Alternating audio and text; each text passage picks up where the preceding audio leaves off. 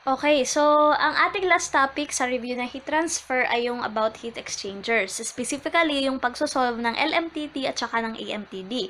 So, ang LMTD is yung logarithmic mean temperature difference at yung AMTD naman is yung arithmetic mean temperature difference. Yung heat exchanger, ginagamit sila para mag-transfer ng heat. Kaya nga heat exchanger, para magkaroon ng exchange ng heat between hot and cold fluids. So, examples yan, we have steam boilers, steam condenser, evaporators, economizer, etc. Okay. And, meron tayong dalawang type na commonly na ginagamit natin dito sa discussion natin is yung parallel flow at saka counter flow, yung dalawang type ng flow arrangements. Kapag sinabi nating parallel flow,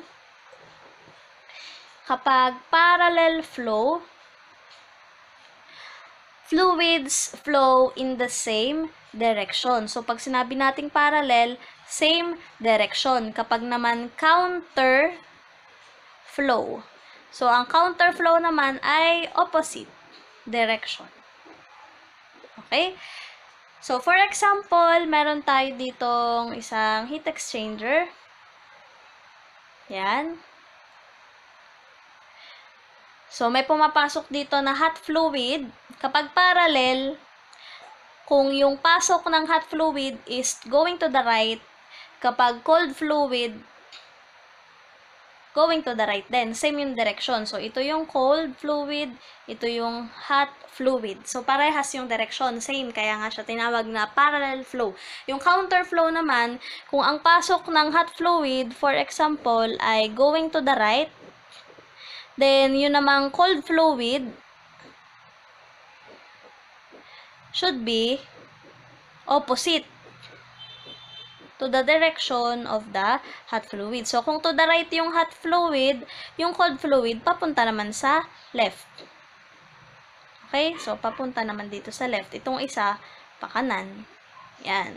So, kapag parallel, same ng direction. Kapag counter flow, opposite ng direction. And, kung igagraph naman natin, so, paano naman ang magiging itsura niya sa graph? For example, ito. So, meron tayo ditong axis. Yan. May temperature. May length. So, for example, ito yung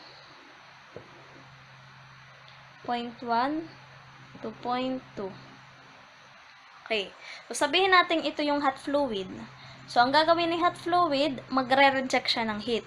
Tapos, ang gagawin naman ni cold fluid, from T3, tataas yung temperature niya to T4. Kasi yung fluid or yung heat na nireject nung hot fluid ay i-absorb nung cold fluid. Kaya tumaas yung temperature ng cold fluid, yung hot fluid naman is bumaba yung temperature. So, ito, parehas silang going to the right, yung direction from left papuntang right, under ng parallel flow. Kapag naman counter flow, the opposite naman yung direction. So, kung halimbawa, yung hot fluid natin is yan, going to the right, yung isang fluid naman is going to the left. Okay. So, magkaiba ng direksyon kapag counter flow. So, dito, meron tayong hot fluid, nag-reject ng heat, bumaba yung temperature. Yung heat na ni-reject ng hot fluid, inabsorb nito, pero ang direction ay counter flow. Kaya, ito going to the right, itong isa going to the left. So, yun ang pinagkaiba ng parallel at saka ng counter flow. Okay. So, I hope ay naintindihan yon. Then, yung ating mean temperature difference, meron tayong dalawa. Merong LMTD, logarithmic mean temperature difference. Ang formula natin is theta max minus theta mean divided by ln ng theta max over theta mean. Alin yung theta max? Alin yung theta mean?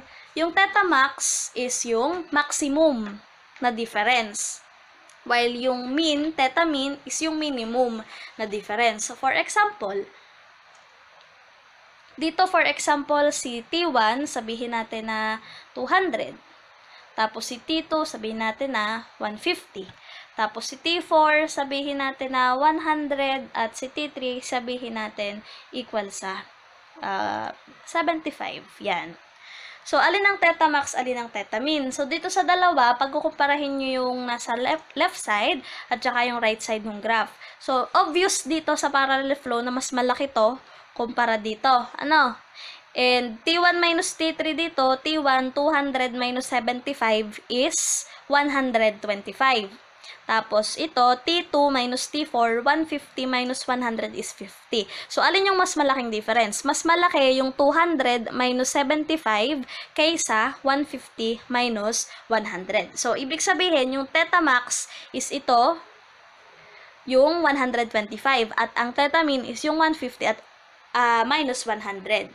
Or, yun nga yung sinasabi ko kanina na Tetamax is yung maximum na temperature difference at yung Tetamin is yung minimum na temperature difference.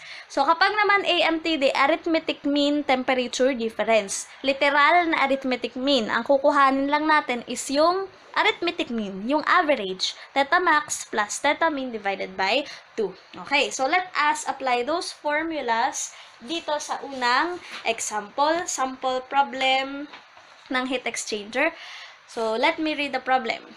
At 22.7 kilograms per second flow of air enters a preheater at 28 degrees Celsius and leaves at 150 degrees Celsius. 23.7 kilograms per second of exhaust gases wherein ang CP ay 1.09 kilojoules per kilogram Kelvin enters at 315 degrees Celsius. What is the LMTD for a parallel flow? So, binanggit sa problem na yung flow is parallel. So, isulat natin, parallel flow.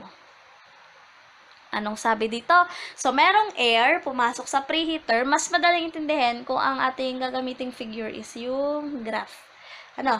So, may air pumasok sa preheater na ang kanyang temperature ay 28. Paglabas, naging 150.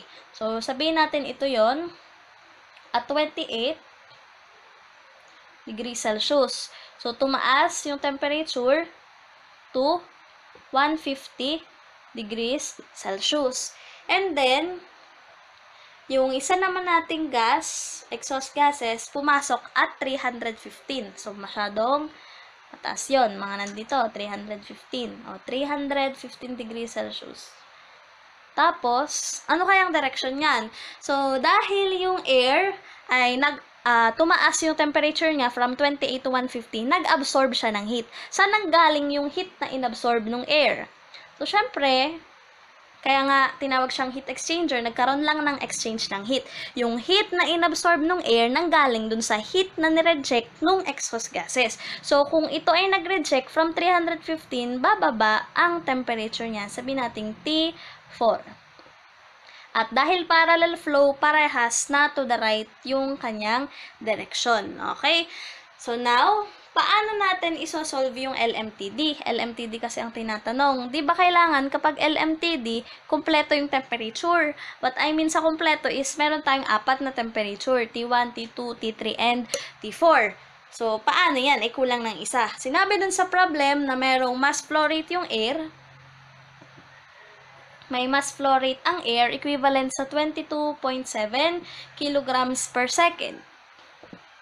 And then, merong exhaust gases na ang mass flow rate ay 23.7 kilograms per second. And then, may CP yung ating exhaust gases na 1.09 kilojoules per kilogram Kelvin. Okay. So, paano natin isosolve yung T4? So, again, galing dun sa concept ng heat exchanger na yung heat na na-reject ay equal dun sa heat na inabsorb, pwede natin yung pag-equatein yung Q. Yung Q ng air ay equal sa Q ng exhaust gases. So, ano bang formula natin para sa Q ng air? It would be M times CP times delta T ng air. Para naman sa exhaust gases, M times CP times delta T ng exhaust gases. Okay? So, ilipat ko to sa next na page para mas malinaw yung ating solution. Okay, wait lang.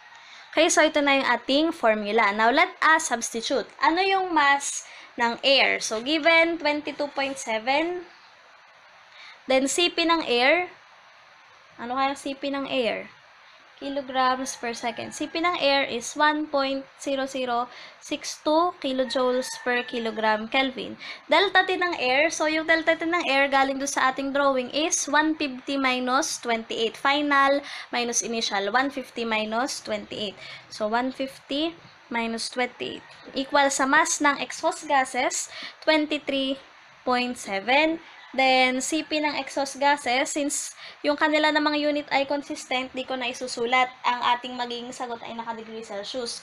Then, yung delta T nito, yung sa exhaust gases, is final minus initial, di ba? T4 minus 315. Kaso, kung ganun ang gagawin natin, magne-negative.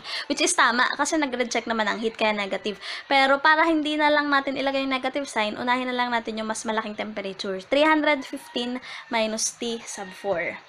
So, 315 minus T4. Kung gusto nyo unahin yung T4 minus 315, make sure na maglalagay kayo dito ng negative sign. Ano? Kasi nag-reject ng heat. Ano? So, kung hindi kayo naglagay ng negative sign, unahin nyo yung mas mataas na temperature. Now, solving for T4, it is equivalent to 207.13 degrees Celsius. Now, let us compute for the LMTD. Again, ang LMTD is theta max minus theta min over ln ang theta max over theta min. Okay, so compute natin ang theta max at theta min. So, alin kaya dito ang theta max at alin ang theta min? Compute natin. So, dito, 315 minus 28 is equal to wait lang, minus 28, yan, 287. While yung T4 natin, 207.13 minus 150 is, 57.13. So, ibig sabihin, ang ating theta max is yung mas mataas, 315 minus 28. At ang theta min is yung 207.13 minus 150. So, again, yung 315 minus 28 ay equal nga ulit sa ilan? 287. So, change na ito ng temperature. Tapos, ito naman ay 57.13.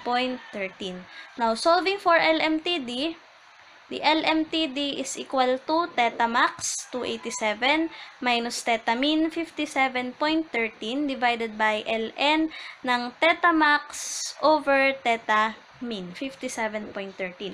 Now, ang unit niyan, since ito ay change na ng temperature, pwede siyang degrees Celsius or Kelvin. Parehas lang. So, 287 minus 57.13 over ln ng 287 over 57.13. Ating sagot is equal to 142.41. So, 142.409 degrees Celsius. So, this is our answer for problem number 1.